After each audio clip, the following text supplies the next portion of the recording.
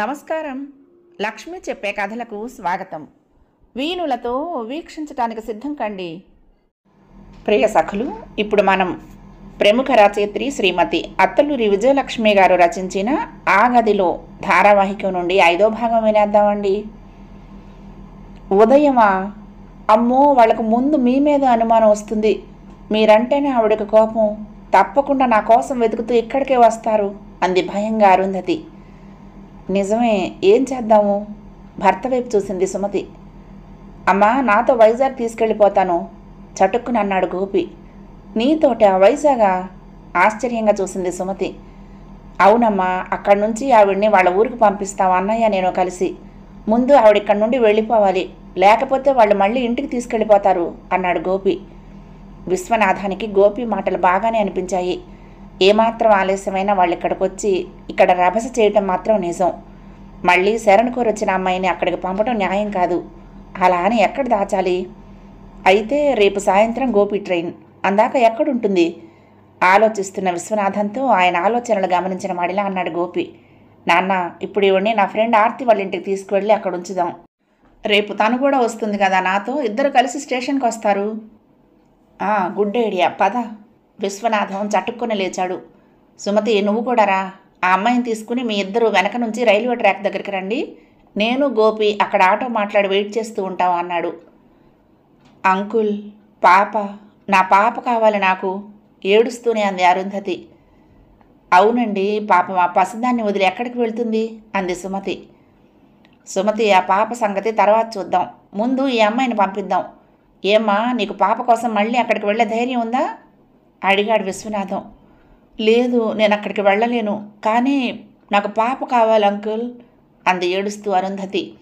సుమతి నచ్చ చెప్తున్నట్టుగా అంది. భయపడక అరుంధతి, పాపను వాళ్ళు ఏం చెయ్యరు. ముందు నువ్వు వెళ్ళు, తర్వాత నీ పాప నీ దగ్గరికి వస్తుంది, నా మాట విను. అరుంధతి కన్నీళ్లు తుడుచుకుంటూ మౌనంగా తాలూపింది. ఆ రాత్రి చీకట్లో అరుంధతిని తీసుకుని రైలు పట్టాల దగ్గర ఆటో మాట్లాడి గోపి స్నేహితులైన ఆర్తి దగ్గర దింపి వచ్చాక కామేశ్వరమ్మ ఇంట్లో లైట్లు వెలుగుతూ ఉండటం, ఆవిడ ఆయన వాకిట్లోకి ఇంట్లోకి తిరగటం గమనించింది సుమతి. కోడలు ఇంట్లో నుంచి వెళ్ళిపోయింది. ఈ మాట ఎవరితో చెప్పగలరు? ఎలా చెప్పగలరు? అసలు ఆ ఇంట్లో అరుంధతి అనే ఒక అభాగ్యురాలు ఉందన్న విషయం ఎవరికైనా చెప్తే కదా. అందుకే కుక్కిన పేనుల్లా వాళ్లల్లో వాళ్లే పీక్కుంటున్నారు. చావని కసిగా నవ్వుకుంది సుమతి.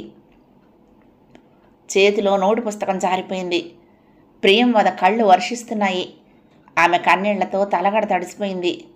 అమ్మా, అమ్మా బాధగా అనుకుంది. ఎన్ని కష్టాలు పడ్డావమ్మా. ఇలాంటి రాక్షసుల నుంచి మనం ఇప్పుడు ఏం ఆశించగలం? కోల్పోయిన ప్రేమానురాగాలనా? కోల్పోయిన నీ 100 ఏళ్ల జీవితాన్నా? ఎందుకమ్మా నేనిక్కడ? వీళ్ళ ఇంట్లో వీళ్ళ నీడనుండే కన్నా అడవిలో క్రూర మృగాల మధ్య బ్రతకలేనంటావా? ప్రియం వదకు వెంటనే అక్కడి నుండి పారిపోవాలనిపించింది. వాళ్ళని చూడాలన్నా ఆ ఇంట్లో ఉండాలన్నా ఇప్పుడు భయం వేస్తుంది. తనని వాళ్ళు ఏదో చేస్తారనే భయం కన్నా అలాంటి మనుషుల పంచన ఉండాలంటేనే ఆమెకు అసహ్యం కలగసాగింది. నెమ్మదిగా మంచం నుంచి లేచి కూర్చుంది. కిటికీ తెరిచి బయటికి చూసింది. మొదటిసారిగా ఆ ఇంటి బయట లైట్ వెలుగుతోంది. కాంపౌండ్ వాల్ మించి ఎదురిల్లు కనిపిస్తోంది. అందరూ పడుకున్నట్లున్నారు. అదేనా సుమతి ఇల్లు? ఆ ఇంట్లో దేవతలు తిరుగుతున్నట్టు ఎంత ప్రశాంతంగా ఉంది. ఈ ఇంట్లో పిశాచాలు నాట్యం చేస్తున్నట్లు భయం భయంగా అశాంతిగా ఉంది. ఇంతకీ పాపని అరుంధతికి ఎవరు అప్పగించారు? ఎలా అప్పగించారు? ప్రియం వద డైరీ తిరగేసింది. కానీ అక్కడితో ఆగిపోయిందా కథ. అంకుల్ ఎందుకు పూర్తి చేయలేదు? వెంటనే ల్యాప్టాప్ ఓపెన్ చేసి గోపాల్కి మెయిల్ చేసింది. అంకుల్, అరుంధతి కథ చదివాను. ఆవిడని కష్టాల సముద్రంలో వదిలేశారు. పాప ఆవిడ్ని ఎలా చేరిందో తెలుసుకోవాలనుంది. ప్లీజ్ ఆ తర్వాత ఏం జరిగిందో కంటిన్యూ చేయండి. ముగింపు నేను చేస్తాను. కానీ ఇది చదివాక ఆ దుర్మార్గులతో కలిసి ఇక్కడ ఉండటం నరకప్రాయంగా అనిపిస్తోంది. నటనే కానీ వాళ్ళని ప్రేమించే నటన నేను చేయలేకపోతున్నాను. తప్పదంటారా? మెయిల్ పంపించి మంచం మీద వాలి నిద్రపోవడానికి ప్రయత్నిస్తూ కళ్ళు మూసుకుంది. మర్నాడు ఆ ఇద్దరిని చూస్తూ ఉంటే మానవ రూపంలో తిరుగుతున్న రాక్షసుల్లా అనిపించారు ప్రియంవదకి. వాళ్లతో మాట్లాడాలన్నా వాళ్ళకు వండి పెట్టాలన్న అసహ్యం కలగసాగింది. ఒక మనిషిని టార్చర్ పెట్టడం అంటే ఏంటో వీళ్ళకు ప్రాక్టికల్గా తెలిసేది ఎలా? ఆలోచిస్తూనే ఆ రోజు అన్యమనస్కంగా ఆఫీస్కి వెళ్ళింది. మెయిల్ బాక్స్లో గోపాల్ రిప్లై ఉంది. ప్రియా, ముఖ్యంగా చెప్తున్నాను, వాళ్ళని ద్వేషించకు. ద్వేషిస్తే నా ఆశయం నెరవేరదు. ఇకపోతే పాపని ఎలా అప్పగించారు, ఎవరు అప్పగించారు, ఇదంతా మరొక మెయిల్లో చెప్తాను. ఈ పాటికి గోపి ఎవరో, అరుంధతి ఎవరో నీకు అర్థమై ఉంటుంది. కాబట్టి నువ్వు ప్రస్తుతం ఉన్న ఇల్లు నీది. నీ ఇంటిని కొన్ని దుష్టశక్తులు కాపలా కాస్తున్నాయి. వాటిని తరిమి కొడతావో, నీ వశం చేసుకుని నీ ఇంటిని నువ్వు సాధించుకుంటావో ఆలోచించుకో. మీ అమ్మను వాళ్ళు పెట్టిన చిత్రహింసలు, ఆ పవిత్రమూర్తి గురించి కూసిన పాడుకోతులు నిజం కాదని వాళ్ళకు తెలియాలి. వాళ్ళు చేసిన దారుణాలకు పశ్చాత్తాపపడాలి. అర్థమైందనుకుంటా. నీళ్లు నిండిన కళ్లకు అక్షరాలు మసగ్గా కనిపించాయి. తప్పకుండా అంకుల్, మీకోసం, మా అమ్మ కోసమైనా నేను సాధిస్తాను అనుకుంది దృఢ నిశ్చయంతో. కొంతకాలం గడిచింది. ఈ మధ్యలో ప్రియం వద ఒక శనివారం రెంటల్ కార్ తెప్పించి వాళ్ళిద్దరిని బలవంతంగా మెడికల్ చెకప్కు హాస్పిటల్కి తీసుకెళ్ళింది. ఏదో తింటూ టీవీ చూస్తూ నిద్రపోవటం తప్ప దాదాపు 20 ఏళ్ల నుంచి ఒక డాక్టర్ దగ్గరికి వెళ్ళిన గుర్తులేదు కామేశ్వరమ్మకు. జలుబు చేస్తే సొంటి కాషాయం తాగటం, తలనొప్పి వస్తే అమృతాంజనం రాసుకోవటం, అజీర్తి చేసిన, కొద్దిగా జ్వరం అనిపించిన లంకణాలు చేయటం తప్ప ఒక మాత్ర వేసుకున్న గుర్తు కూడా లేదు ఆవిడకు. పక్షవాతం వచ్చినా ఆచారాన్ని పిలిపించి ఆయుర్వేద మందులు వేసుకుంటూ మసాజులు చేయించుకుంటూనే గడిపింది.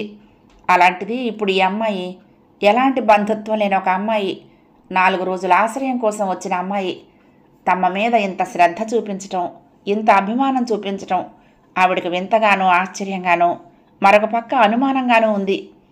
ఎవరి అమ్మాయి? ఎందుకు ఇంత అభిమానం చూపిస్తోంది?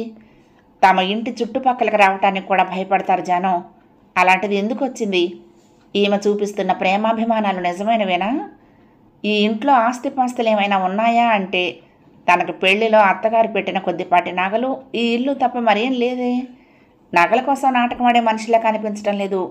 వాటి మీద వ్యామోహం ఉన్నదానిలా కూడా అనిపించడం లేదు. డాక్టర్ ఫీజులు, మందులు, ఇంట్లో కొత్త సామాను, అన్నిటికీ తన డబ్బులే ఖర్చు పెడుతోంది.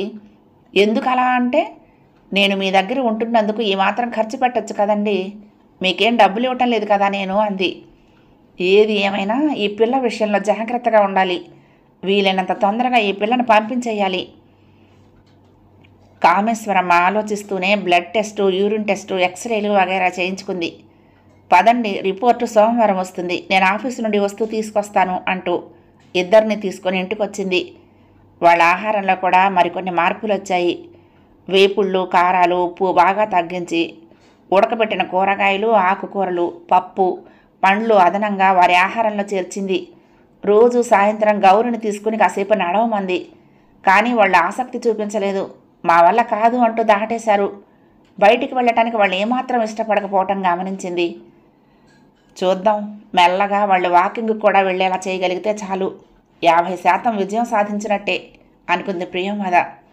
వాళ్ళ మెడికల్ రిపోర్ట్స్లో ఇద్దరికీ బీపీ, షుగరు ఉన్నట్లు తేలింది. సుందరయ్య గారికి గుండెలో కొంచెం ప్రాబ్లం కూడా ఉంది. మందులు తీసుకొచ్చి ఏ సమయంలో వేసుకోవాలో ఓ తెల్ల కాగితం మీద రాసి ఆ కాగితాన్ని ఒక కార్డు బోర్డు మీద అతికించి వాళ్ళకు కనపడేలా బల్ల మీద పెట్టింది ప్రియ. మీరు వాకింగ్ చేసి తీరాలి తాతగారు, తప్పదు, అలవాటు చేసుకోండి అంది ఆ రాత్రి మందులిస్తూ. మందులు వేసుకుంటున్నానుగా చాలే అన్నాడు నిర్లక్ష్యంగా. మందులు ఒక్కటే చాలదు, బాడీకి ఎక్సర్సైజ్ కావాలి. మీరు కూడా నాన్నమ్మ, మీకు వచ్చిన పక్షవాతం బాగానే తగ్గింది. మీరు లేచి కాసేపు తిరగాలి, లేకపోతే ఎప్పటికీ నడవలేరు. అంతేకాదు, వాకింగ్కి వెళ్తే మోకాళ్ళ నొప్పులు కూడా తగ్గుతాయి అంది. మా వల్ల కాదులే అమ్మాయి, మమ్మల్ని ఇలా వదిలేయి అందావిడ. ఈ విషయంలో వీళ్ళని ఒప్పించాలంటే వీళ్ళకి కౌన్సిలింగ్ కావాలి అని నిట్టూర్చింది. కాకపోతే ప్రియ కోరుకున్న అతి ముఖ్యమైన మార్పు ఒకటి ఇంట్లో వచ్చింది. ఇప్పుడు ప్రియ ఇంట్లో ఉన్నంతసేపు ఆ ఇంటి ప్రధాన ద్వారం తీసే ఉంటుంది. ఆవరణ అంతా పరిశుభ్రంగా ఉంటుంది. వాకిట్లో గేటు బయట రోజు ఉదయాన్నే ముగ్గుంటోంది. దేవుడి గూడు శుభ్రంగా ఉంది. అందులో రోజు ఉదయాన్నే దీపం వెలుగుతోంది. అగరొత్తుల పరిమళం పరిసరాలను ఆహ్లాదపరుస్తుంది. వంటగది పరిశుభ్రంగా ఉంది.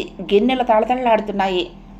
హాలు, ప్రియకు ఇచ్చిన గది, వంటగది, వసారా, పెరడు అన్నీ బాగుపడ్డాయి. కానీ మిగిలింది ఒక్కటే, అదే తాళం వేసి ఉంచిన గది. ఆ గది ద్వారానికి అడ్డంగా ఆవిడ మంచం.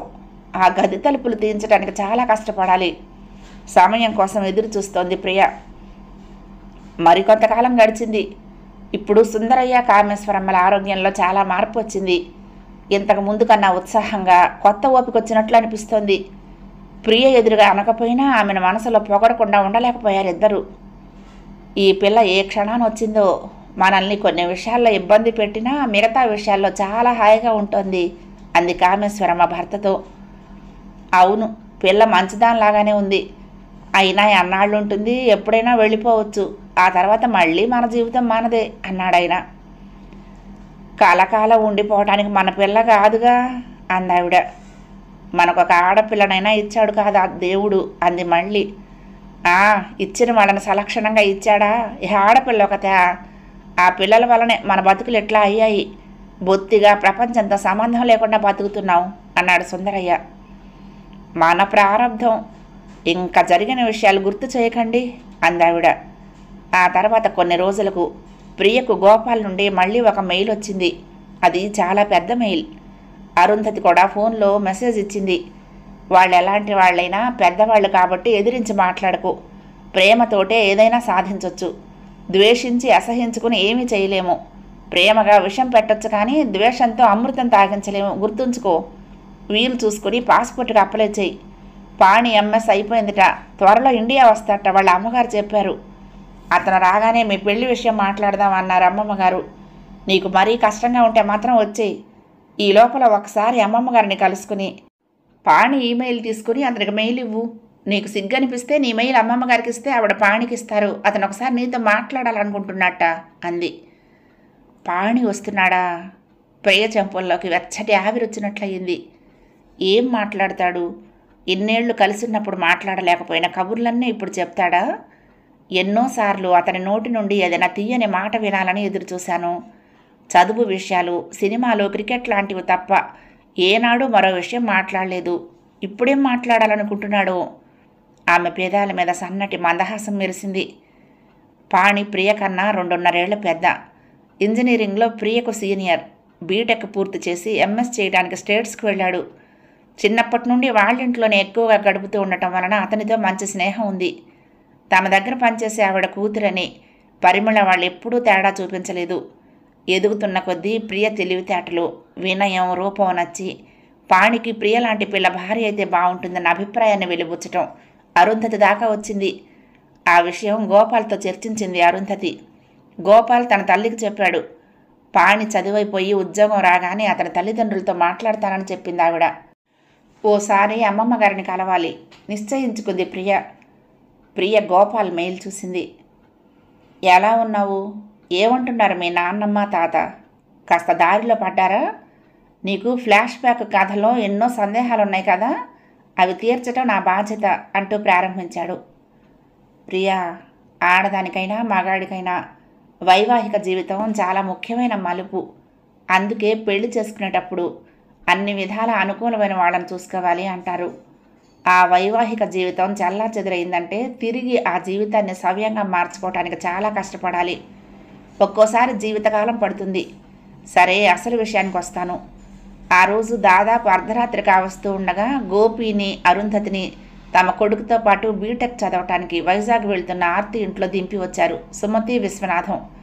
తెల్లవారేటప్పటికి గేటు ఆపకుండా కొడుతున్నారెవరో. సుమతి ఉలిక్కిపడి లేచి బయటికి వెళ్ళి గేటు తీసేటప్పటికి అపరకాళిలో నిలబడి ఉంది కామేశ్వరమ్మ. సుమతి దిగ్భ్రాంతితో చూస్తూ ఉండగానే సుడిగాలిలో ఆవిడ సుమతిని తోసుకుంటూ లోపలికి వచ్చింది. చెప్పు, ఏడి నీ కొడుకు? నా కోడల్ని ఎక్కడికి లేపుకుపోయాడు? చెప్పవే. నంగనాచిలా పిలవని పేరంటానికి వచ్చినట్లు నా ఇంటికొచ్చి ఇంటి గుట్టు రచ్చకెడ్చాలనుకున్నావా?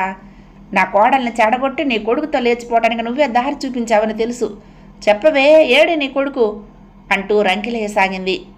ఆ అరుపులకు విశ్వనాథం కూడా లేచొచ్చాడు.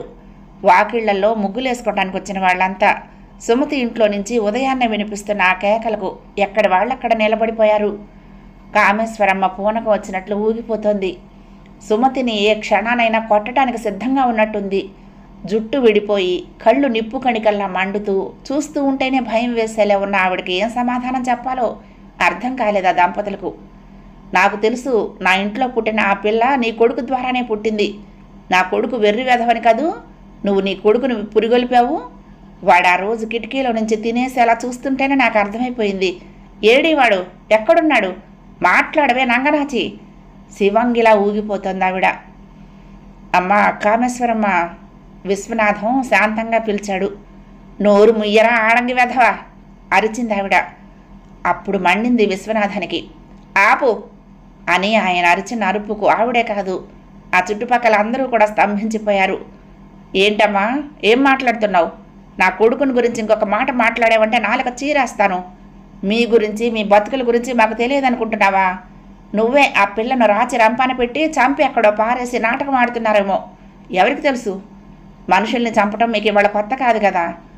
మీకు బంధాలు, బంధుత్వాలు కూడా ఉన్నాయా? ఇంకొక క్షణం ఇక్కడ ఉన్నామంటే పోలీసు రిపోర్ట్ ఇస్తాను. ఆ తర్వాత వాళ్ళే ఇన్వెస్టిగేట్ చేస్తారు.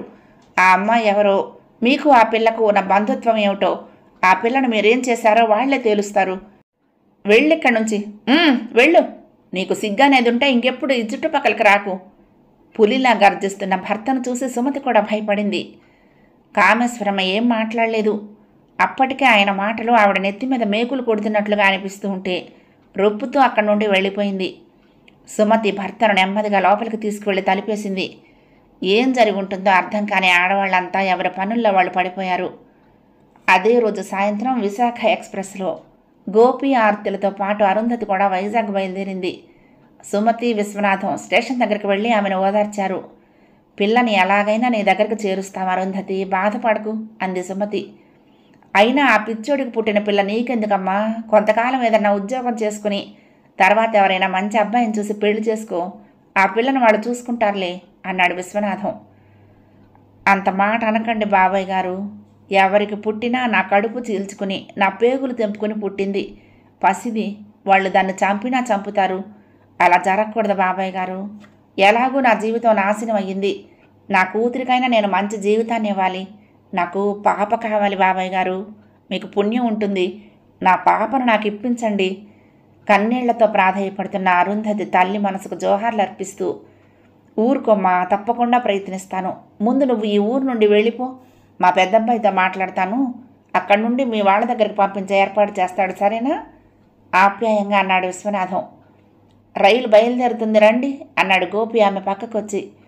ఆమె సుమతి, విశ్వనాథం పాదాలకు నమస్కరించి గోపితో కలిసి రైలు ఎక్కింది. గోపి, జాగ్రత్తరా. ఆ అమ్మాయిని వాళ్ళకి అప్పచెప్పమని అన్నయ్యతో చెప్పాను. జాగ్రత్త, బాగా చదువుకో అన్నాడు విశ్వనాథం. అలాగే నాన్న. ఆర్తి, బై తల్లి, thank you for your cooperation అన్నాడు విశ్వనాథం. ఆర్తి నవ్వుతూ, it's all right uncle, don't worry, I will take care of her అంది. రైలు కదిలింది. గోపి ఆర్తి చెవిలో ఏదో చెప్పాడు. ఆర్తి భయంగా చూస్తూ నో అంది. పర్లేదు, రేపు ఏదన్నా అయితే వాళ్ళ మీద కేసు పెట్టడానికి ఇదొక్కటే ప్రూఫ్, ఆవిడ్ని అడిగే తీయి అన్నాడు. ఆర్తి కొంచెంసేపు సందేహించి అంది, నాకు తెలుగు రాదు కదా అని. ఓ. గోపి ఆలోచించి నెమ్మదిగా అరుంధతిని అడిగాడు. మీరేమి అనుకోకపోతే మిమ్మల్ని ఇలా ఒక ఫోటో తీస్తాము. ఎప్పటికైనా ఏదైనా ప్రాబ్లం వస్తే వాళ్ళు మీ మీద చేసిన అరాచకానికి ప్రూఫ్ ఉంటుంది అన్నాడు.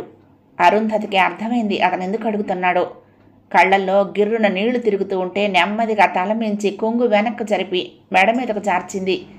కళ్ళు ఆలిపోయాయి. ఆర్తి కళ్ళల్లో కూడా నీళ్లు తిరిగాయి. నెమ్మదిగా తన కెమెరా బ్యాగ్లో నుంచి తీసి 2 స్నాపులు తీసి థ్యాంక్ యూ అంది. సుమతి, విశ్వనాథం వెనక్కు తిరిగి వచ్చేశారు. మన అదృష్టం బాగుండి వాళ్ళకి సాయం చేసేవాళ్ళు ఎవరూ లేరు, కానీ ఉండుంటే ఈ పిల్లను వెతికించి పట్టుకుని చంపేసేవాళ్ళు అన్నాడు విశ్వనాథం. మీరు ఉదయం పెట్టిన గెడ్డికి మళ్ళీ ఆవిడ గుమ్మం దాటి వస్తుందేంటి అంది సుమతి. ఆ పిల్ల సంగతి ఏం చేద్దాం? ఎలా బయటికి తీసుకురావటం? సుమతి ఆలోచిస్తూ అంది. చూద్దాం, మన అబ్బాయికి పుట్టింది అంటోందిగా, మా మనవరాల్ని మాకు ఇచ్చేయండి అందాం తానే అంది మళ్ళీ. ఛా ఊరుకో, ఎవరైనా వింటే నిజమనుకుంటారు కసిరాడు విశ్వనాథం. సుమతి గమ్ము నుండిపోయింది. ఇంటికెళ్ళాక ఫోన్లో ప్రసాద్కి విషయం అంతా వివరించి, జాగ్రత్త నాన్న, ఆ అమ్మాయిది ఏ ఊరో పేరెంట్స్ ఎవరో తెలుసుకుని అక్కడికి తీసుకెళ్ళి డ్రాప్ చేసిరా. నువ్వైతే పెద్దవాడివి, జాగ్రత్తగా అప్పచెప్పుతావని చెప్తున్నాను అన్నాడు విశ్వనాథం. అలాగే నాన్న, తప్పకుండా చేస్తాను. ఆపదలో ఉన్న ఆడపిల్లను ఆదుకోకపోతే ఇంకెందుకు నాన్న ఈ జన్మ? ఆదివారం తీసుకువెళ్తాను, అంతవరకు నా ఫ్రెండ్ వాళ్ళ ఇంట్లో ఉంచుతా అన్నాడు ప్రసాద్. ఆ తర్వాత 4-5 రోజులు సుమతి, విశ్వనాథంలు తీవ్రంగా ఆలోచించారు పాపని ఎలా తీసుకురావాలా అని. కానీ వాళ్ళకి ఏ ఆలోచన తట్టలేదు. ఆ రోజు జరిగిన సంఘటన గురించి చుట్టుపక్కల వాళ్ళంతా ఒక్కొక్కరే వచ్చి సుమతిని వివరాలు అడగసాగారు. అందరికీ కూడా ఉన్నది ఉన్నట్లు జరిగింది జరిగినట్లు చెప్పింది. ఒక్క అరుంధతి తన దగ్గరకు వచ్చిన విషయం తప్ప. పాపం ఆ పిల్లను చిత్రహింసలు పెట్టిందమ్మా ఆవిడ. భరించలేక పారిపోయి ఏ హుస్సేన్ సాగర్లోనో దూకుంటుంది అంది చివరికి. అవునా ఆంటీ, నిన్న టీవీ వార్తల్లో చూపించారు ఒక అమ్మాయి డెడ్ బాడీని. బహుశా ఆమె అయి ఉంటుంది అంది ఒక అమ్మాయి. పాపం అంతేలేండి, చావకేం చేస్తుంది ఇన్ని కష్టాలు పడుతూ అందొక ఆవిడ. నేను పేపర్లో కూడా చదివానండి. అత్తింటి టార్చర్ భరించలేక ఒక అమ్మాయి ఆత్మహత్య చేసుకుందిట అంది మరొక ఆవిడ. అలా తలో ఒక మాట మాట్లాడి కామేశ్వరిని శాపనార్థాలు పెట్టి పాపం ఆ పసిదాన్ని ఏం చేస్తారో అంటూ సానుభూతి ప్రకటించి వెళ్ళిపోయారు ఒక్కొక్కరే. సరిగ్గా అరుంధతి పారిపోయి వచ్చిన 6వ రోజు మిట్ట మధ్యాహ్నం మగాళ్ళంతా ఆఫీసులకు వెళ్ళిపోయాక పని ముగించుకుని భోజనాలు చేసి ఆడవాళ్ళంతా రిలాక్స్ అవుతున్న సమయంలో బయట నుంచి పెద్దగా కేకలు వినిపించాయి. సుమతి దిగ్గున లేచి బయటికి పరిగెత్తింది. ఎదురింటి సీను గట్టిగా అరుస్తున్నాడు. నా పెళ్ళాం కావాలి, నా పెళ్ళాం కావాలి, లేదంటే దీన్ని చంపేస్తా. కెవ్వు మంది సుమతి. వాడి చేతిలో పాప ఉంది. దాన్ని 2 చేతులతో పైకెత్తి పట్టుకున్నాడు. కామేశ్వరమ్మని ఎత్తి కొట్టుకుంటూ రారా, లోపలికి రారా అని పిలుస్తోంది. సుందరయ్య జారిపోతున్న పంచన చేతితో పట్టుకుని గేటు తోసుకుని పరుగునొస్తున్నాడు. సీను ఆయనకు అందకుండా పరిగెత్తసాగాడు. సుమతి అప్రయత్నంగానే గట్టిగా సీను పాపనిలా ఇవ్వు అని అరిచింది. అప్పుడే బట్టలు ఉతకటానికి వస్తున్న లక్ష్మమ్మ ఆ దృశ్యం చూసి స్థాణువైపోయింది. క్షణంలో తేరుకుని ఓలయ్యో నా కొడుకు, గా బిడ్డని యాడికి కొంచబోతున్నావు అంటూ సీను వెంటబడింది. పిచ్చివాడి పరుగును అందుకోలేక వగరుస్తూ లక్ష్మమ్మ, ఆమె వెనకాలే ఆయాసపడుతూ సుందరయ్య. సుమతి గుండె దడదడలాడుతోంది. ఆ పిల్లని ఏం చేస్తాడురా భగవంతుడా అనుకుంటోంది. అప్పటికే అందరూ గుమిగూడారు. కొంతమంది ఆడవాళ్ళు కూడా వాళ్ళ వెనకే పరిగెత్తారు. అప్పటికే వాళ్ళు మెయిన్ రోడ్డు మీదకు వెళ్ళిపోయారు. కామేశ్వరమ్మ వరండాలో కుప్ప కూలిపోయి మోకాళ్ళ మీద తల పెట్టుకుని కూర్చుంది. అప్పుడు వినిపించింది ఒక ఆర్తనాదం. రాయి తగిలి బోర్లా పడ్డాడు సీను. పాప రోడ్డు మీద పడిపోయి కెవ్వుమంది. వేగంగా వస్తున్న కారు సీను మించే వెళ్ళిపోయింది. అప్పటికే అక్కడికి చేరుకున్న లక్ష్మమ్మ పాపను అందుకుని గట్టిగా గుండెలకు హత్తుకుంది. రక్తం మడుగులో ఉన్న సీనును చూడలేని దానిలా కళ్ళు గట్టిగా మూసుకుని పెద్దగా ఏడుస్తూ వెనక్కు తిరిగింది. అక్కడికి చేరుకున్న సుందరయ్య కుప్పకూలిపోయాడు. చూస్తూ ఉండగానే విషాదం అలుముకుంది. కామేశ్వరమ్మ మంచుశీలయ్యింది. చేతులతో బిడ్డను పట్టుకుని ఏడుస్తూ వచ్చిన లక్ష్మమ్మను ఒక్క తోపుతో దూరంగా తోసి గట్టిగా అరిచింది కామేశ్వరమ్మ. ఈ పాపిష్టి పిల్లని నా ముందుకు తీసుకురాకు. ఏ క్షణాన పుట్టిందో అంతా నాశనమే చేసింది. తీసుకెళ్లి కాలంలో పారాయి. లక్ష్మమ్మ బిక్క చచ్చిపోయి పాపతో సహా పరిగెత్తుకుంటూ సుమతి నిలబడిన చోటుకొచ్చింది. సుమతి చేతులు చాచింది పిల్లనివ్వమన్నట్లుగా. లక్ష్మమ్మ భయంగా పిల్లని ఆవిడ చేతుల్లో పెట్టింది. లోపలికి రా లక్ష్మమ్మ అంటూ నెమ్మదిగా లోపలికి నడిచింది సుమతి. ఆమెను అనుసరించింది లక్ష్మమ్మ. కాసేపట్లో అంబులెన్స్ శబ్దం, పోలీసు విజిల్స్ వినిపించాయి. ఇద్దరూ తలుపులేసుకుని భగవంతుణ్ణి తలుచుకుంటూ బిక్క చచ్చిపోయి కూర్చుండిపోయారు. యాక్సిడెంట్లో సీను పోయాడు. కేసులు కోర్టులు ఏమీ వద్దు, నష్టపరిహారాలు అసలే వద్దు. ఇంత నష్టం జరిగాక ఎంత పరిహారం ఇవ్వగలరంటూ సుందరయ్య దండం పెట్టేశాడు. కొడుకు అంత్యక్రియలు పూర్తి చేసి వచ్చిన ఆ దంపతులు శాశ్వతంగా ఆ ఇంటి గేటు మూసేశారు. గ్రిల్ డోర్ మూసేశారు. లోపలికి వెళ్ళి ద్వారం మూసేసి ద్వారానికి అడ్డంగా మంచాలు జరిపేసి జీవచ్ఛవాలా కూర్చుండిపోయారు. లక్ష్మమ్మకు జరిగిన విషయం మొత్తం చెప్పింది సుమతి. పాపం పిల్ల కోసం తల్లడిల్లింది ఆ అమ్మాయి. ఎలాగైనా పిల్లని కూడా అప్పచెప్తామని మాట ఇచ్చాం, కానీ ఎలాగో ఏం చెయ్యాలో మాకు అర్థం కాలేదు లక్ష్మమ్మ. వాడు చచ్చినందుకు నాకు బాధగా లేదు, కానీ ఈ పిల్లను ఈ విధంగా నా దగ్గరికి చేర్చాడు భగవంతుడు. ఇప్పుడు చెప్పు ఏం చేద్దాం అడిగింది సుమతి. ఏం చేసుడేందమ్మా, కొంచెం పోయి తల్లి ఊళ్ళో పండబెట్టు అంది. కానీ ఇక్కడ అందరూ జరిగిందేంటో చూశారు. నా చేతుల్లో నువ్వు పిల్లని పెట్టడం చూశారు. రేపు పిల్ల ఏది అని అడిగితే ఏం చెప్పను అంది సుమతి. నేను గొంచబోయినని చెప్పు, నేను చెప్తా. ఆ కషాయాల తానం పెరిగే కన్నా నా ఆడబిడ్డకి బిడ్డలు లేరని సాక నీకు ఇచ్చినని చెప్తా. సుమతికి లక్ష్మమ్మ మాటలతో కళ్ళు చెమ్మగిల్లాయి. కులం ఏదైనా నీకున్న పెద్ద బుద్ధి వాళ్ళకు లేకపోయింది లక్ష్మమ్మ.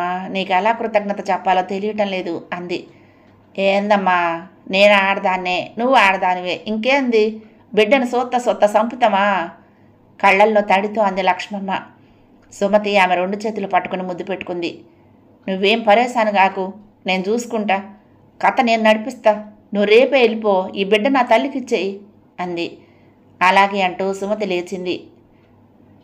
ప్రసాద్ అరుంధతిని తీసుకుని పొన్నూరు వెళ్ళాడు. కానీ అప్పటికే ఆమె అమ్మమ్మ తాతగారు చనిపోయారని తెలిసింది.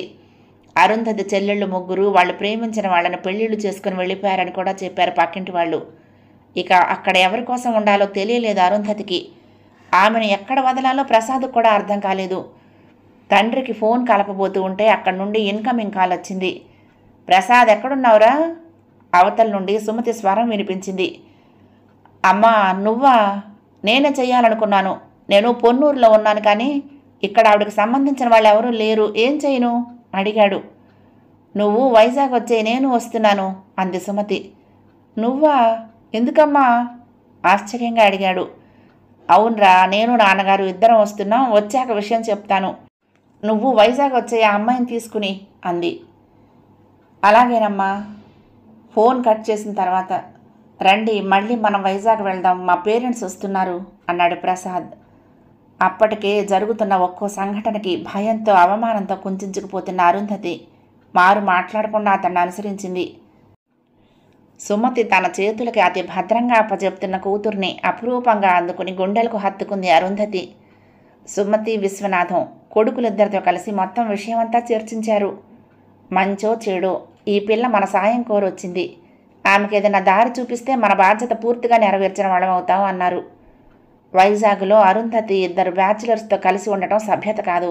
ఇక ఎక్కడుండాలి?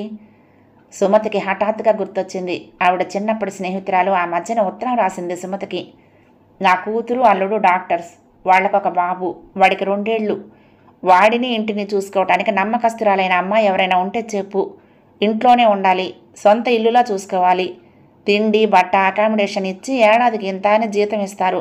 ఎవరూ లేని వాళ్ళు ఉంటారు కదా, నీకెవరైనా తెలిస్తే చెప్పు అని రాసింది. సుమతి భర్తను అడిగింది. నా స్నేహితురాలు సరోజ ఫోన్ నెంబర్ ఉందా మీ దగ్గర?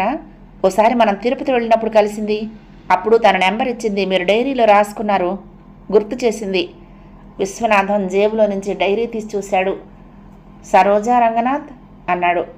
అవునండి, ఉంది, రాసుకో నెంబర్, ప్రసాద్ని సెల్లో కలపరా అన్నాడు. ఆ విధంగా సరోజకు కాల్ చేసి వివరాలన్నీ చెప్పింది సుమతి. వెంటనే ఆ అమ్మాయిని గుంటూరు పంపించు అంది సరోజ అడ్రస్ ఫోన్ నెంబరు ఇస్తూ. అబ్బా మళ్ళీ గుంటూరా, ఈ పని ముందే చేస్తే బాగుండేది, అక్కడ దాకా వెళ్ళే కదా వెనక్కొచ్చాం అన్నాడు ప్రసాద్. మేం తీసుకెళ్ళి దింపుతాం లేరా అంది సుమతి. అన్నట్టుగానే అరుంధతిని పాపని తీసుకుని సుమతి, విశ్వనాథం గుంటూరు వెళ్ళి సరోజ కూతురు డాక్టర్ పరిమళని కలిశారు. వాళ్ళ అబ్బాయి పాణిని చూసుకోవటానికి ఆ ఇంట్లో అరుంధతిని ఏర్పాటు చేశారు. ప్రియా, అప్పటి నుంచి మీ అమ్మ వాళ్ళ దగ్గర కొంతకాలం పనిచేసింది. పాణి పెద్దవాడయ్యాక పరిమళ గారే ఏదో స్కూల్లో చిన్నపిల్లలకి ఆటలు పాటలు నేర్పే టీచర్గా మీ అమ్మకు ఉద్యోగం వేయించారు. అలా మీ అమ్మ అనేక కష్టాలు పడి నిన్నింత దాన్ని చేసింది. మీ అమ్మకు సాయం చేసే పరంపరలో మా పేరెంట్స్ కూడా కొన్ని ఊహించని అవమానాలు ఎదుర్కోవలసి వచ్చింది. లోకులు కాకులు అంటారు అన్నట్టుగానే అసలు శత్రువులు అంధకారంలోకి వెళ్ళిపోయినా మిగతా వాళ్ళు అమ్మని అవకాశం దొరికినప్పుడల్లా సూటిపోటి మాటలంటూ చివరికి అరుంధతికి నాకు అక్రమ సంబంధాలు అంటగట్టి ఆ పాప అంటే నిన్ను నా సంతానమని ప్రచారం చేశారు. ఆ బాధ పడలేక అమ్మ వాళ్ళ ఇల్లు అద్దెకిచ్చేసి బంజారా హిల్స్లో వేరే అపార్ట్మెంట్ తీసుకుని షిఫ్ట్ అయ్యారు. అన్నయ్య ఎంఎస్ చేయటానికి అమెరికా వెళ్ళి అక్కడే జాబ్ చూసుకుని సెటిల్ అయ్యాడు. బహుశా నేను వెళ్ళేవాడినే, కానీ నాకు క్యాంపస్ సెలక్షన్లో మంచి జాబ్ వచ్చి బెంగళూరులో పోస్టింగ్ వచ్చింది. వెంటనే జాబులో చేరిపోయాను. అమ్మ వాళ్ళ తరపున నేను తరచూ గుంటూరుకు వెళ్ళి మీ యోగక్షేమాలు కనుక్కుంటూ ఉండేవాడిని. అలా మీ అమ్మ నాకు సొంత అక్క కన్నా ఎక్కువైంది. అనుకోకుండా నా భార్య కూడా గుంటూరు అమ్మాయి కావటంతో ఇంకా సన్నిహితమయ్యాం. నువ్వు నా సొంత మేనకోడల కన్నా ఎక్కువయ్యావు. అప్పటి నుండి కూడా నాకు ఒక కోరిక ఉంది. ఏనాటికైనా మానవ రూపంలో ఉన్న ఆ రాక్షసులకు నిన్ను మీ అమ్మను చూపించి, చూడండి మీరు దూషించి అవమానించి చంపాలని ప్రయత్నించిన వాళ్ళు ఎంత హాయిగా సంతోషంగా ఉన్నారో అని చెప్పాలని. ప్రియా, ఇదమ్మా కథ. వాళ్ళు చెడ్డవాళ్ళు. నీకు జన్మనిచ్చినవాడు మతిస్థిమితం లేనివాడు, ఇది నిజం. ఇష్టం ఉండి చేసుకున్నా ఇష్టం లేక చేసుకున్నా మీ అమ్మ పెళ్ళయింది. పెళ్ళైన వెంటనే ఆడపిల్ల ఇంటి పేరు మారిపోతుంది, వారి సంతానం ఇంటి పేరు కూడా అదే అవుతుంది. అనేక సందర్భాల్లో నీ అప్లికేషన్స్ ఫిలప్ చేసేటప్పుడు సర్నేమ్ అనే దగ్గర ఆ ఇంటి పేరే రాయాల్సి వచ్చేది. తండ్రి పేరు అంటే అతని పేరే రాయాల్సి వచ్చేది. ఇంకో పేరు రాయలేదు మీ అమ్మ. ఆ అవకాశం లేదు. వాళ్ళు చెడ్డవాళ్ళని ఆ ఇంటి పేరు మార్చుకోలేదు. తండ్రిని అంతకన్నా మార్చలేదు. ఎట్టి పరిస్థితిలోనూ నువ్వు ఆ ఏటి కెరటానివే. అలాంటప్పుడు మీరెందుకు మీ హక్కుల్ని కోల్పోవాలి? వాళ్లకు మీరు తప్ప ఇంకెవరూ లేరు. చావుకు దగ్గరవుతున్న వాళ్ళ దగ్గర ఉన్న ఆస్తి ఆ ఇల్లు. అదన్నా నీకు మీ అమ్మకి దక్కాలి. అందుకే నిన్ను అక్కడికి పంపించాను. నేను చేసింది సరైనదా కాదా ఆలోచించు. సరైనదైతే నీ హక్కును పొందడానికి కృషి చేయి, ప్రయత్నించు, విజయం సాధించు. All the best. ప్రియ నిస్తేజంగా కుర్చీలో వెనక్కి వాలిపోయింది. ఎస్, అంకుల్ అన్నది నిజం. తను ఈ ఏటి కెరటమే. ఇది కాదనలేనిది. జీర్ణించుకోవటానికి చాలా కష్టం. కానీ తను జీర్ణించుకున్నా లేకున్నా ఈ వ్యవస్థ జీర్ణించుకున్న వాస్తవం. అలాంటప్పుడు అంకుల్ అన్నట్లు తన హక్కును ఎందుకు వదులుకోవాలి? ఈ ఇల్లు తనకు కాదు, అమ్మకి దక్కాలి. అవును, నేను పాణిని పెళ్లి చేసుకుని విదేశాలకు వెళ్ళిపోతే అమ్మ ఎక్కడుంటుంది? ఎంతకాలం చూడగలరు అంకుల్? అమ్మ ఈ ఇంట్లో హక్కుగా దర్జాగా బతకాలి. తను అది సాధించాలి. ప్రియ దృఢంగా నిశ్చయించుకుంది. 5వ భాగం సమాప్తం. ప్రియ సఖులు, ఈ కథ మీకు నచ్చితే తప్పకుండా లైక్ చేయండి, షేర్ చేయండి, కామెంట్ చేయండి, సబ్స్క్రైబ్ చేసుకుని నన్ను ఎంకరేజ్ చేయండి. ఉంటానండి. ప్రేమతో లక్ష్మి, కృష్ణా తీరం దుర్గమ్మ సన్నిధానం. నమస్తే.